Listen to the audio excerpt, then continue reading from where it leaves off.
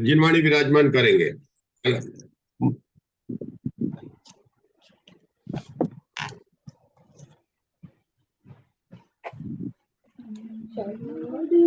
छोटी द्रव्य गुण करिया चेतन बंद का कार्य के अवसान का कह कर स्वरूप प्रकाश जग का जो किया उपकार है उसके लिए जिनवाणी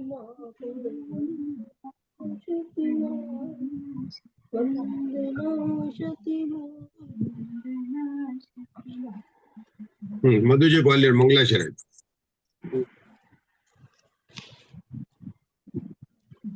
वाला बोलना है, स्किन पे आ जाएगा सर। अरहंत भासियतम गणहर देवे हि गंतियं सम्मम प्रणमामि भक्ति जुतो सुदनान महो वही शीर्षान 12 अंग गिज्जा वियलिय दसणु तिलिया दिव्यवर चरण भूषा पसियऊ सुई देव्या सुईरम 12 अंग गिज्जा वियलिय मल मूढ़ दसणु तिलिया विविहवर चरण भूषा पसियऊ सुई देव्या सुईरम। तीर्थंकर उद्दिष्टाय नमो नमः। रत्नत्रय धारक आचार्य उपाध्याय साधु परमेष्टिभ्यो नमो नमः। द्वादशांग जिनवाणी के 12 अंगों का हम परिचय प्राप्त कर रहे हैं। जिनवाणी के आधार से हमारा आधार है सम्यक ज्ञान चंद्रिका और धौला में, जहां पर कि 3 बार द्वादशांग का वर्णन आया, पहली पुस्तक में, 9वीं पुस्तक में और 13वीं पुस्तक के अंदर। सबसे पहले हम इन 12 अंगों के नाम के पाठ करेंगे। आप लोगों को सबको नाम तो याद हो ही गए होंगे, अभी इस पाठ करके हम इसको नाम को पुनः याद करते हैं। बोलिए, नाम बोलना है हमको, 12 अंगों के नाम को याद करना है। पहला आचारांग, दूसरा सूत्रतांग, तीसरा स्थानांग, चौथा समवायांग,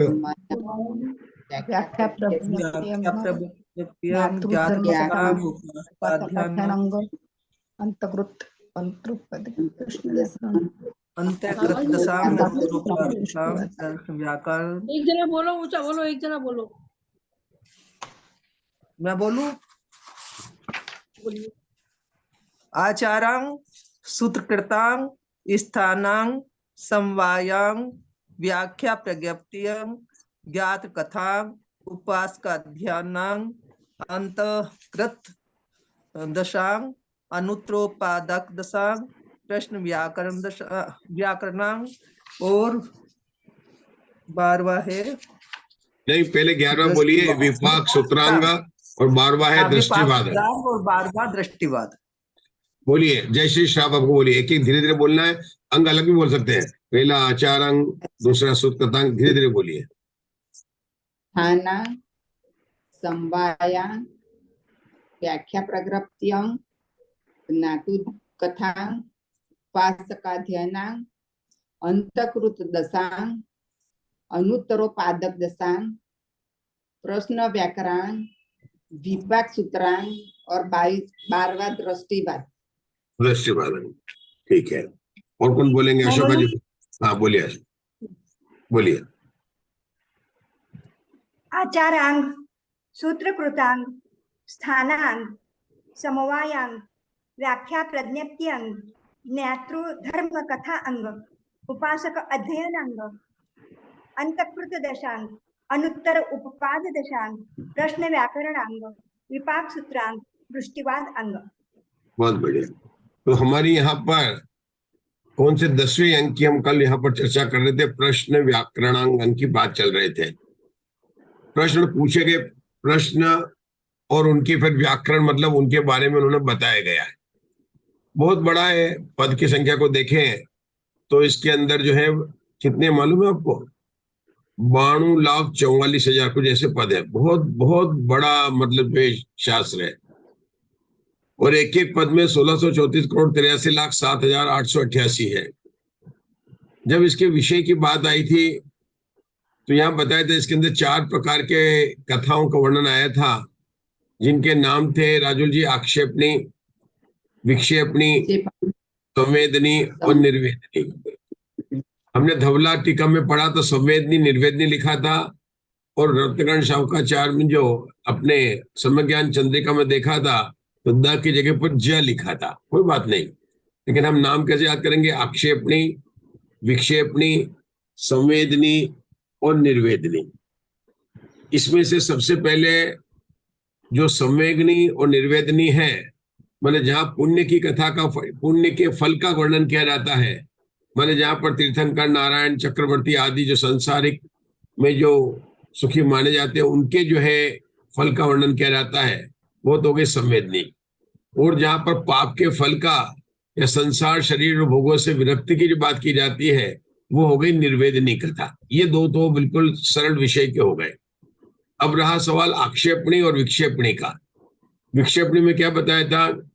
पहले परमत के द्वारा स्वमत में दोष उनका सबको बताए जाते हैं कि परमत वाले हमारे जैन मत के बारे में क्या क्या दोष कहते हैं उनको बताते हैं, फिर उन दोषों का निराकरण करते हैं, फिर क्या करते हैं? फिर स्वमत की स्थापना करते हैं। किसकी बात कर रहा हूं मैं? विक्षेपणी कथा। ममता दोषी आपको याद करना, विक्षेपणी कथा यद्यपि नाम कैसे है? आक्षेपणी, विक्षेपणी, संवेदनी और निर्वेदनी। इसका वर्णन किसमें आया है? 10वें अंग। 10वें अंग का नाम क्या है? प्रश्न व्याकरण अंग है। तो हम यह समझ रहे हैं कि आक्षेपणी आक्षेपणी तो ठीक है, विक्षेपणी किसे कहते हैं? जो दूसरे नंबर आक्षेपणी विक्षेपणी। विक्षेपणी किसे कहते हैं? कि विक्षेपणी कथा में जो परमत है, मतलब जैन मत को छोड़कर अन्य सभी मत है, मुकेश भाई साहब उनको कहेंगे परमत। जैन मत हो गया स्वमत, तो हम जैनी है, और बाकी सब परमत है। परमत में जैन धर्म के बारे में जो भी मान्यता है, जो मिथ्या मान्यता है, उसका पहले स्थापना की जाती है, मतलब जो की जाती है। फिर क्या किया जाता है? स्टेप नंबर 2 पर उन मान्यताओं का खंडन किया जाता है। 3 पर क्या किया जाता है? स्वमत का मंडन किया जाता है। 3 स्टेप हो गई। पहले क्या हो गया? पूर्व पक्ष कह के जो परमत वाले हमारे जैन धर्म के बारे में दोष उत्पन्न करते हैं उसकी बात होती है। फिर उन दोषों का निराकरण होता है। फिर दोषों का निराकरण मतलब खंडन, उनके खंडन, उन्होंने जो दोष लगाया उसका खंडन किया।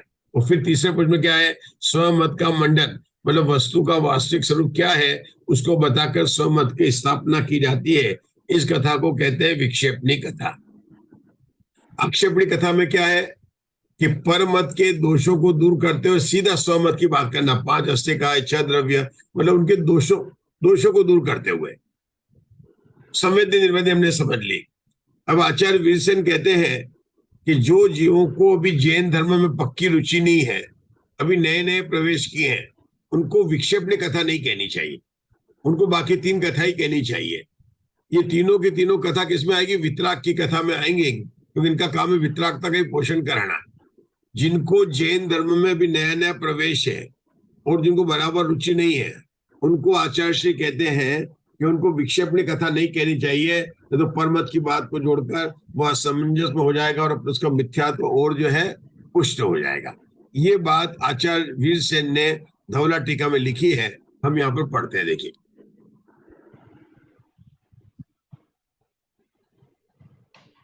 छपक को भी नहीं कहना चाहिए। राजश्री जी, क्या नाम है आपका? राजश्री, जयश्री श्राव। हाँ, इन कथाओं का प्रतिपादन करते समय, इन कथाओं का मतलब आक्षेपणी, विक्षेपणी, संवेदनी और निर्वेदी, इनकी जगह ये तो यहाँ लिखा है, इन्होंने अपने को संज्ञा करके बोलना। इनकी जगह क्या बोलेंगे? आक्षेपणी, विक्षेपणी, संवेदनी और निर्वेदी।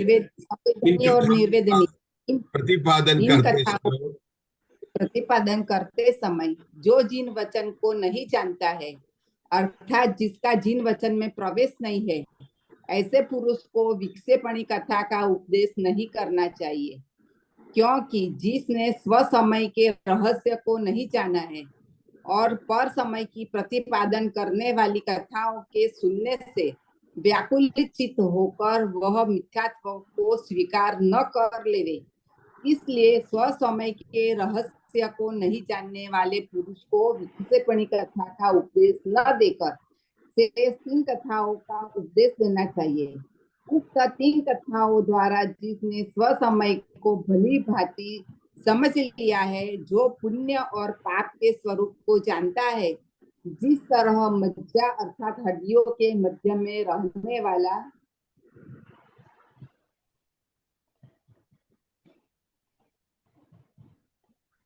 रस हड्डी से संसक्त होकर ही शरीर में रहता है, उसी तरह जो जिन शासन में अनुरक्त है, जिन वचन में जिसको किसी प्रकार की विचिकित्सा नहीं रही है, जो विचिकित्सा। भोग और रति से विचिकित्सा नहीं रही है, और जो भोग और रति से विरक्त है, और जो तप शील और नियम से युक्त है, ऐसे पुरुष को ही पश्चात विक्षेपणी कथा का उपदेश देना चाहिए। देखो यहाँ पर बात है, करके- हाँ प्ररूपण, आगे बढ़ लीजिए। हाँ, प्ररूपण करके उत्तम रूप से ज्ञान कराने वाले के लिए यह कथा भी तब कथा रूप हो जाती है। इसलिए योग्य पुरुष को प्राप्त करके ही साधु को कथा का उपदेश देना चाहिए। यह प्रश्न व्याकरण नाम का अंग प्रश्न के अनुसार हत, नष्ट, मुष्टि, चिंता, लाभ, अलाभ, सुख, दुख, जीवित, मरण, भय, पराजय, नाम, द्रव्य, आयु और संख्या का भी प्ररूपण करता है। विपाक सूत्र नाम का अंक 1,84,00,000 नहीं, अब बदल ये अपना 11वां अंक शुरू हो गया। यहाँ पे पैराग्राफ चेंज नहीं करते हैं, मतलब पुराने ताड़पत्रों में पैराग्राफ चेंज नहीं करते। ये अपने 10वें अंक का यहाँ पर समाप्त हो गया। तो कल जो हमने बात बोली थी ना, पढ़ी थी कि इसमें वास्तव में प्रश्न व्याकरण में जो हमने सम्यक ज्ञान चंद्रिका में पढ़ा था, वो क्या पढ़ा था कि इसमें कैसे प्रश्न पूछे जाते हैं कि भगवान इसके दुख का क्या कारण है, इसको लाभ क्यों नहीं हो रहा है। देखो ये लिखो हो जाएंगे, ये देखो प्रश्न पूछने वाला पुरुष जो व्याकृत अर्थात जिसमें वर्णन किया प्रश्न व्याकरण नाम का 10वां अंग है। इसमें जो कोई पूछने वाला खोई हुई वस्तु को या मुट्ठी की वस्तु को, या चिदवदन हस्त मुष्ठ, यहाँ पर लिखा था अपन को जब पढ़ रहे यहाँ पर, अभी तो शब्द मैंने भी देखे थे। अभी देखिए हस्त मुष्ट आया था, यहाँ पर कहाँ पर आया था, नष्ट ये 5 लाइन में हत नष्ट मुष्टि। हाँ ये यहाँ पर था, हत नष्ट और मुष्टि और चिंता, हत नष्ट मुष्टि और चिंता, है ना, ये शब्द यहाँ पर आए थे। इसको उन्होंने यहाँ पर स्पष्ट किया। कहा मैं सम्यक ज्ञान चंद्रिका में बिल्कुल और भी सरल से कर दिया। क्या कह दिया उन्होंने, कोई खोई हुई वस्तु को, मतलब मैं नदी में आप स्नान करने गए थे, आपकी अंगूठी घूम गई, या मुट्ठी की वस्तु को। कई बार क्या, तो पहले जो मुट्ठी में वस्तु पड़ी है, अरे कहाँ गई मेरी चाबी, आजकल जैसे होता है चाबी अपने मुट्ठी में पड़ी हुई है, अपने जेब में पड़ी, कहाँ गई है, पूछ लेते कई बार। और फिर कोई बोलता अरे आपके पास ही तो है, आपके हाथ में ही तो है, आपके जेब में ही है ना। लेकिन इसी मैंने उदाहरण दिया उन्होंने, मतलब कोई अपने पास ही हो और उसको भूल गए। चिंता, धन धान्य, लाभ अलाभ, सुख दुख, जीना मरण, हार जीत इत्यादि अतीत अनागत वर्तमान काल, तीनों को लिया उन्होंने। अतीत अनागत वर्तमान काल संबंधी प्रश्न पूछे, उसको यथार्थ कहने के उपाय स्वरूप व्याख्यान इस अंग में है। मतलब प्रश्न व्याकरण अंग में प्रश्नकर्ता ने अपने जीवन की वर्तमान संबंधित, भूत संबंधित, भविष्य संबंधित, कोई भी लोग है कि भगवान इसको दुख क्यों हो रहा है, इसकी दुकान क्यों नहीं चल रही है, इसका क्या कारण, लोग अभी यहाँ बात नहीं करना है। कोई भी प्रश्न पूछे किसी संबंध में, ठीक है ना। ये जो हमने पहले मकान था हमने बेच दिया, हमारे पूरे वापस खरीदने की इच्छा हो गई है, हे भगवान अब कब मिलेगा। अब हमारे उषा जी बोल रहे हैं कि क्या भगवान के सामने ऐसे प्रश्न भी पूछे जाते हैं क्या, बड़े आश्चर्य हो रहे हैं, ऐसे प्रश्न पूछे जाते हैं क्या, कोई पूछ नहीं रहा है, खुद ही आ जाता था। नहीं बोल भी नहीं रहा है, जो बैठा उसके मन में ऐसे विचार आ सकते हैं, क्योंकि वो क्या है, वो समुद्र में आया, भगवान के सामने आया है, भगवान के समुद्र में ऐसे प्रश्न पूछ जाते हैं, ऐसी बात नहीं कर रहे हैं, तो वो कोई प्रश्न पूछता ही नहीं है, सब चुपचाप बैठे हुए हैं। वो आपको बिना पूछे ही सब चीज का उत्तर मिल जाता। अब क्या कह रहे हैं कि नाना जीव है वहां पर, तो नाना प्रकार के जीव अपनी अपनी समस्या से और अपना अपना भी धर्म में कहां पर प्रवेश किया, बताए 4 प्रकार की कथा बताई है, अभी कोई जीव अभी बिल्कुल प्रवेश ही नहीं किया है। देखो एक उदाहरण आता है, गोदा जी की प्रवचन में उदाहरण आता है, मैं बताता हूँ। वो एक बार गोदाजी के प्रश्न में आया था, संजय गोदाजी की बात कर रहा हूं मैं अपने, क्यों कहीं गए थे, विद्वान थे, मतलब कहीं जाते थे, तो वहां गए तो उन्होंने कहा चलो अब अपना स्वाध्याय का समय हो गया है, मेहमान बन के गए थे, चलो हम अपन जो है स्वाध्याय में चलते हैं। पंडित जी साहब, ये धर्म की बातें हमारे दिमाग में नहीं चलती है। ऐसा करो, आपको तो 1 घंटा लगेगा ना, आप पधारो, मेरा लड़का आपके साथ में आएगा, ड्राइवर भी जाएगा और आपको छोड़ के आ जाएगा बराबर। मैं यहाँ जरा शांति से बैठ के जरा थोड़ा टीवी देखूंगा और 1 घंटा तो मैं, मतलब आप आओ आराम से, फिर अपन बातें करते हैं। मतलब ऐसा उनके प्रवचन में आया। और ऐसा मैं बोलता हूँ कि ऐसा अपने आप भी होता है। अपने रिश्तेदारों अगर हम देखो, कोई देखो, अरे नहीं धर्म वरम हमारी बात की नहीं है, उनको कितने बोलो चलो चलो दर्शन, नहीं चलेंगे। ऐसे जीव के परिणाम होते हैं। अब समूह शरण में मान लो ऐसे जीव किसी के कहने पर चले गए, अरे सब जा रहे हैं हाथी, कई बार तो गए राजा श्रेणी का आ रहे तो उसकी सवारी देखने को मिलेगी, राजा साहब को मिलेगी। देखो कोई नहीं आना चाहता, लेकिन पता चला कि मुकेश अंबानी केकड़ा में आया हुआ है तो लोग आ जाएंगे। ऐसे कभी उषा जी बुलाते तो कोई आता नहीं था, लेकिन मुकेश अंबानी आए तो वो भगवान को अब उषा जी समझे कि देखो आज हमारे मंदिर के दर्शन करने को, कोई दर्शन नहीं, वो लोग तो मुकेश अंबानी के दर्शन करने आए थे। ऐसा होता है। ऐसे समुद्र में गए तो वो देखने के मानस स्तंभ में अच्छा बना हुआ है, वहां पर नाट्यशाला है, स्तूप है, स्तूप है बड़े बढ़िया, मतलब ऐसे ऐसे स्तूप है। आपने सुना है स्तूप के बारे में?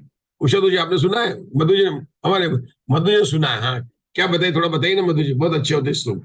स्तूप कैसे होते हैं? जैसे आजकल यहाँ पे इटली के बहुत बड़े बड़े टावर कोई प्रसिद्ध है, इटली का कौन सा टावर पता, मुझे पता नहीं है, टिफिल टावर या कोई नाम उसका टावर है, क्या बहुत बड़ा प्रसिद्ध है। कौन सा? MPhil tower. हाँ, जो भी होगा, ईफिल टावर, ईफिल टावर। हाँ, टिफिल हो गया, जो भी हुआ, जो टावर बहुत बड़े प्रसिद्ध है। वहां पर समूह शरण के अंदर जो भवन नाम की भूमि है ना, वहां पर स्तूप होते हैं। और स्तूप होते हैं, एक स्तूप में जाओ तो उसके कांच में आप देखो तो पूरा मध्य लोक दिखाई देगा। एक में जाओगे तो आपको पूरा 3 लोग दिखाई देगा। एक में जाओगे तो पूरा ये कल्पवासी तक के देह दिखाई देंगे, मतलब ऊपर ग्रेवेक दिखाई देंगे, सिद्धू ना, पूरा का पूरा ऐसा कैसा आपको स्वरूप दिखाई देगा। ऐसा लगेगा कि आप वहां पर वास्तव में उसी की जगह प्रवेश करके देख रहे हैं। मतलब जैसे वहां पर सोदरविंद्र का दिखाई देगा तो उसकी सभा दिखाई देगी, मतलब एक तरह से समझो चित्रण है सारा। ऐसे सुंदर सुंदर स्तूप होते हैं और लोग देखने जाते हैं, क्योंकि असंख्यात जीव है। अब समुद्र बनाया था तो वो ये तो नहीं कह सकता कि आप मत आओ, बल्कि वो तो धुंधुमी बजा के बोलते आओ आओ आओ आओ।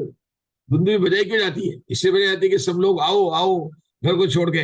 उनका ये कि एक बार आएंगे तो हो सकता है किसी के भव्य के भांगवत अंदर तक उनके भगवान के उपदेश सुनकर वो उसको कर लेंगे। लेकिन बहुत सारे जीव आते हैं, सबके नाना जीव के परिणाम है। अपन कहते हैं भगवान महावीर के समुचरण में 1 लाख श्रावक और 3 लाख श्राविका थी, कितने हो गए? 4 लाख। बाकी सब तो या तो तीरथ जाति के जीव थे या देवता थे। मनुष्य कितने थे? 1, मुनियों को छोड़ दीजिए, मुनियों की जो भी संख्या होगी, लेकिन मनुष्य के कोठे में जो बैठे थे वो 1 लाख श्रावक ही बैठे थे। और उधर स्त्रियों के कोठे में 3 लाख श्राविकाएं बैठी थी, मतलब 3 लाख स्त्रियां थी, उन्हें सब बैठे हुए, और तो कोई नहीं था, 4 लाख। उस समय क्या हिंदुस्तान की पॉपुलेशन 4 लाख ही थी क्या? सोचो हिंदुस्तान की पॉपुलेशन कितनी होगी। अरे भाई, अभी भगवान महावीर तो अभी गए ना, 2500 वर्ष पूरे गए, बिहार में थे, तो क्या पूरे हिंदुस्तान की पॉपुलेशन उसमें 4 लाख ही लोग थे क्या हिंदुस्तान में? और उस समय तो भेद भी नहीं था, पाकिस्तान है कि अफगानिस्तान, तो होता पूरा का पूरा एक ही इंडिया का ही पेड़ हो सकता, तिब्बत भी हमारा ही पार्ट था, सब एक ही पार्ट था ना, वो तिब्बत वगैरह सब एक ही पार्ट थे। तो जिसका मन होता वही आते हैं, एक बात। लेकिन ऐसा जरूरी नहीं है कि कोठे के अंदर 3 लाख श्रावक और 1 लाख श्राविका बैठे थे, लेकिन हो सकता है कि नृत्यशाला देख में होंगे। तीन जगह नृत्यशाला है वहां पर, पहली भूमि में, चौथी भूमि में, छठी भूमि में, 3 जगह नृत्यशाला। और नृत्यशाला में 3 मंजिल की फ्लोर है, जैसे अपने तो 3 मंजिल की नृत्यशालाएं, अलग अलग देवांगना नृत्य कर रही है। अरे पार्क है, हाथी का है, लता है, वन ओपन भूमि है, तो वहां पर सब जीव अटक जाते हैं। अब जो कोठे में भी बैठे तो उनके मन में जैसे विचार आते वैसे उनके मन में प्रश्न उठे। अब कोई अपने भाई के कहने पर आ गया और उसके मन को, मेरी दुकान कैसे चलती है, क्या चलती है, मेरे उसका कैसे तबीयत ठीक होगी, तो उन सबका भी उत्तर मिल जाता है। ऐसा बोलते हैं प्रश्न व्याकरण। ऐसा भगवान की वाणी का अतिशय है कि ओंकार ध्वनि में वहां पर बैठे हुए जीवों को अपने प्रश्नों का स्वयं उपदेश मिल जाता है। आपने भगवान महावीर का पुराण पढ़ा होगा, 2 मुनिराज की शंका को दूर कर दिया था। जब अभी अभी तो राजकुमारी थे, भगवान महावीर के पुराण देखा ना, 5 नाम है, सन्मति, वीर, महावीर। तो सन्मति नाम क्यों पड़ा था? तो क्या नाम था? विजय संजय नाम के मुनिराज से, कौन नाम किसको याद है? विजय संजय नाम के मुनिराज जी थे। उन दोनों की उन्होंने, जो भगवान महावीर ने वर्धमान बालक को देखकर ही उनकी शंका दूर हो गई थी। तो क्या वो मुनिराज जो वर्धमान बालक के सामने आए थे? और दूसरा तीर्थंकर का जीव का किसी अगर आ गए होते तो क्या होता? क्या होता उषा दोषी? अगर भगवान वर्धमान बालक है और वो मुनिराज है, तो भगवान वर्धमान का कौन सा गुण स्थान हो गया? चौथा गुण स्थान। मान लो चौथे गुण स्थान में थे, और मुनिराज का कौन सा गुण स्थान होता है? छठा सातवां में। तो उनके सामने आ जाते तो उनको नमस्कार नहीं पड़ता, नमस्ते बोलना पड़ता। तो चौथे गुण से सामने अगर पंच परमेष्ठी में तो कोई भी आएगा छठे सातवें वाले, तो नमस्ते बोलना। वो आए ही नहीं मुग्धा जी, दूर से देखकर ही हो सकता है कि भगवान महावीर ने उनको देखा ही नहीं हो, क्योंकि तीर्थंकर के सामने तीर्थंकर तो अपने जीवन में नमः सिद्धेभ्य के सिवाय ओम नमः सिद्धेभ्य बोलते ही नहीं है। क्या बोला अशोका जी?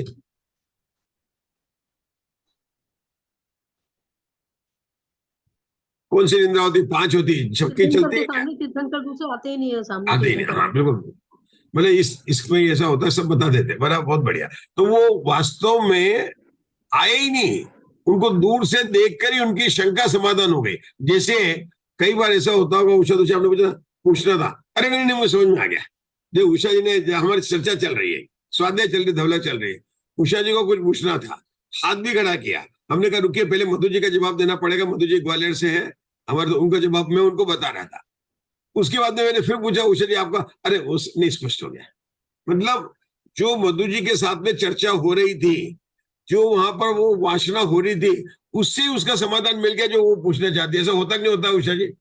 मतलब जैसे आपके उनमें कोई शंका है और अभी मधु जी पढ़ रही है ना, उन्होंने कहा थोड़ा पढ़ लेते हैं, उसके बाद में अपन शंका दूर करेंगे।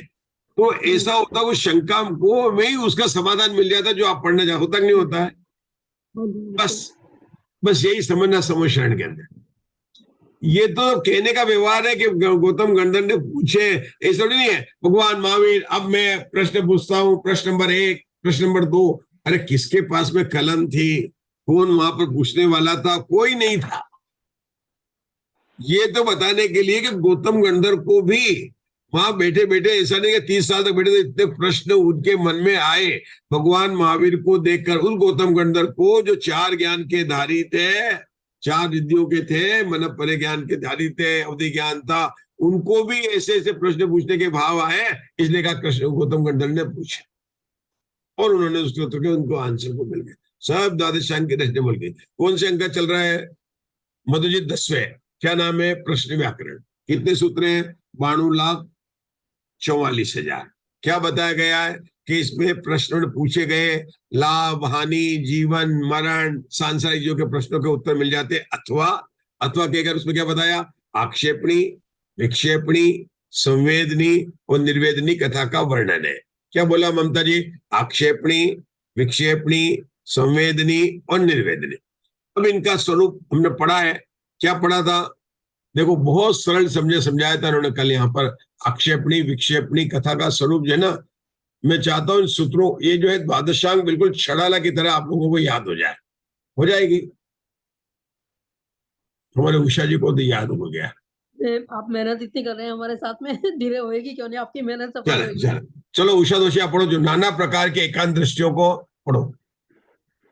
उषा जो दोषी। नाना प्रकार की एकांत दृष्टियों का और दूसरे समयों का निराकरण पूर्वक शुद्धि करके 6 द्रव्य और 9 प्रकार के पदार्थों का परूपण करते, उसे आक्षेपणी कथा कहते हैं। पहली परिभाषा बताइए। अब हम पूछे आक्षेपणी कथा किसे कहते हैं, तो यहां से परिभाषा देना पड़ेगा। क्या बोलेगा? मतलब दूसरे समयों का, दूसरे मतलब दूसरे धर्मों का निराकरण पूर्वक शुद्धि करके। उदाहरण देंगे आप। अपन जो कौन सी कथा चल रही है? आक्षेपणी। मुद्दा जी अगर अपन समझ के चलेंगे तो याद रहेगा, और नहीं तो ये कई बार वासना होती नहीं होगी।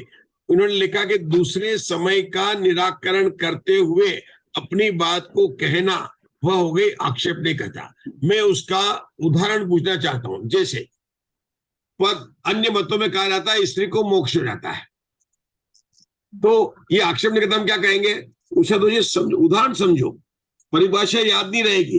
लेकिन ये द्वादशांग वाणी हमारी रोज इसको पूजा करते हैं। बताओ, जिनवाणी माँ को वर्तमान काल में यही एक मतलब साधन है, उसमें क्या आया उसको तो पता होना चाहिए। तो उन्होंने क्या बोला कि दूसरे मत को, दूसरे मत में क्या हुआ था कि वो उपासना में बुआरी लगाते लगाते उसको जो है वो हो गया, मरु देवी को भी केवल ज्ञान हो गया। ऐसी कई बातें आती है, ये भगवान का जो है रोग हो गया था वो लगाया।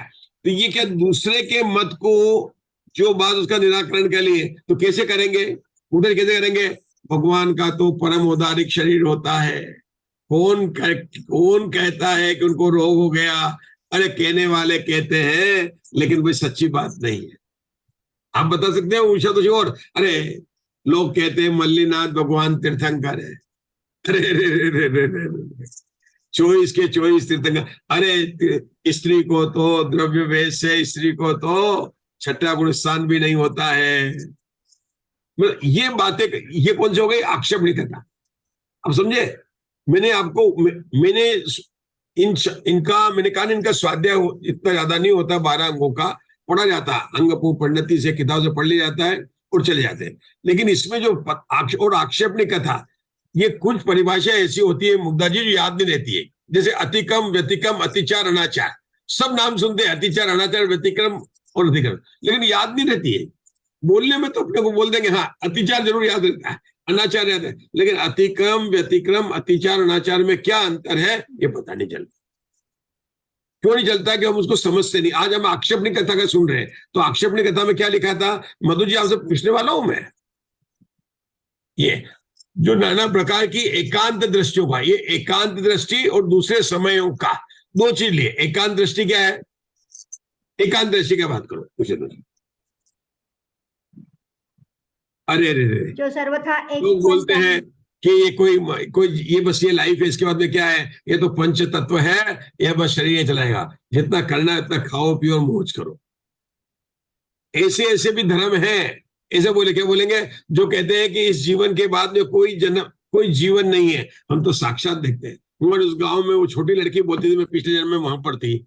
तो कैसे कह सकते हो कि इस जीवन के बाद में कोई जीवन नहीं होगा? ऐसे कौन मानने वाले? चावर कमत।